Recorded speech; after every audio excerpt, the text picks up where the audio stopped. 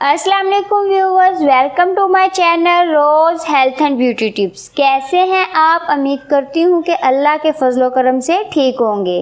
Viewers, आज की video में हम बात करेंगे फॉलिक एसिड के बारे में कि फॉलिक एसिड क्या है और प्रेगनेंसी में फॉलिक एसिड लेना इतना ज़रूरी क्यों है।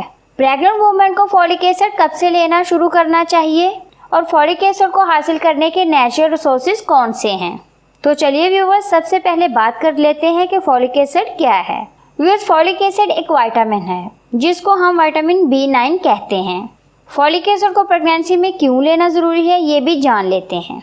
फॉलिक एसिड बच्चे की डेवलपमेंट के लिए बहुत ज़रूरी है।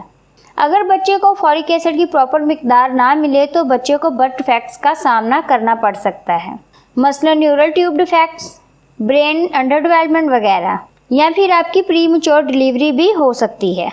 फॉलिक एसिड प्लेसेंटा की ग्रोथ के लिए बहुत अहम है। बच्चे की नशोनुमा का सारा दारोमदार प्लेसेंटा पर होता है।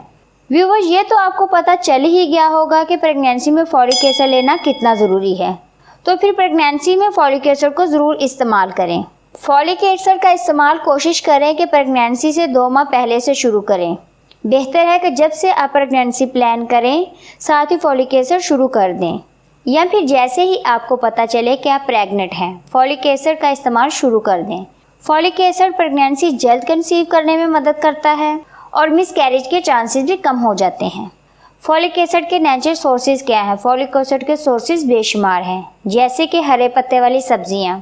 फॉलिक एसिड हरे पत्ते वाली सब्जियां मसलन पालक, ब्रोकली वगैरह में बहुत ज़्यादा पाया जाता है।